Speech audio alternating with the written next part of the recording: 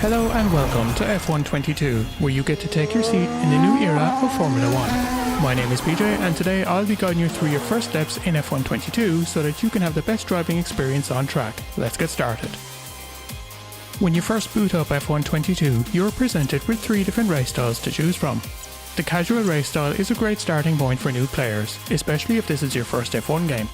It's an easy way to get started as the game will turn on several driving assists to make it easier for you to get around the track. The casual race style also simplifies many of the game's simulation options so that everything is easy to understand and get used to. If you miss this opening screen, don't worry. You can change the race styles at any time from the menus before you start a Grand Prix, and once you're comfortable you can switch to standard or expert for greater control over how the game plays. One of the new beginner-friendly options in F1 22 is the addition of adaptive AI. During a race, adaptive AI will change the speed of your rivals to match the pace that you drive at, letting you stay close to them and have great battles on track. The drivers will also become less aggressive, giving you plenty of opportunity to practice your racecraft. The normal adaptive AI setting is a great place to start, but if you're struggling to keep up, the full adaptive AI setting will bring the other cars even closer to you, and also wait for you if you go off track for too long. You can find the adaptive AI options within the simulation settings part of the pre-race menu screens, and once you feel you are too quick for the adaptive AI, you can switch to the traditional AI difficulty slider for an extra challenge. Now that we've looked at some settings, let's head to the racetrack and start driving. In the real world of Formula 1, every driver has a preferred racing line that gets them around the corners of the track as fast as possible. By approaching each corner in a certain way, they can carry more speed into the corner, keep that speed up through the apex, and get the best possible exit for the next straight. Figuring out the lines real drivers use is tricky, but you can get some clues into what that ideal line is with the Racing Line Assist. This assist is enabled by default when you play in the casual race style, so you're already good to go. The first thing you'll notice on track is that a coloured line is drawn on the road ahead of you. When the line is green, you should be driving at full throttle, as there is very little risk of losing control and crashing. When the line turns red, you should brake in order to make the next turn. The Racing Line Assist also recommends the best places to position your car on the road, and is the line the AI drivers will follow when you're racing against them. Try to keep your car on the racing line for now, and as you become more familiar with F1 22, you can explore different approaches to each corner in order to go even faster. Once you've learned all of the track layouts in F1 22, you can try setting the Racing Line Assist to corners only or turning it off entirely. But for now, let's leave it on and get to the next tip.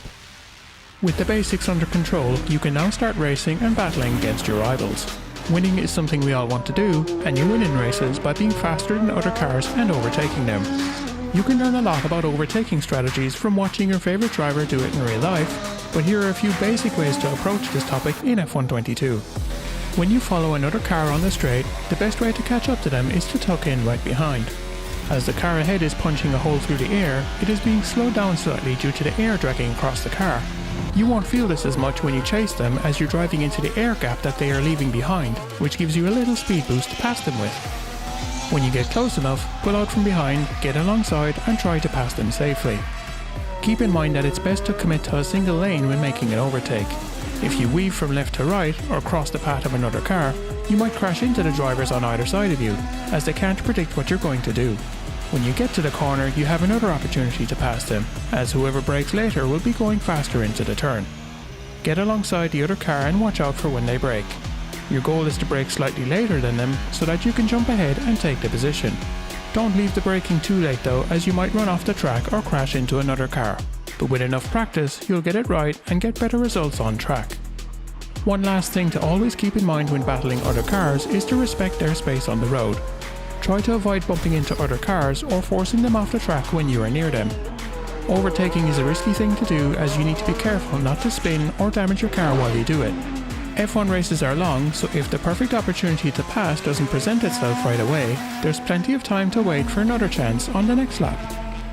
With the tips and tricks we've learned today, you should have a good understanding of the basics in F1 22, but there's a lot more to learn if you want to dive deeper into the game. Within the pause menu, you'll find a series of tutorial topics which explain the various aspects of driving a Formula 1 car, the rules of the sport, and much more. In addition to that, we have several tips and tricks right here on YouTube, and many of our guides from F1 2020 and F1 2021 can help you out in F1 22 as well. You'll find all of those guides linked in the description of this video.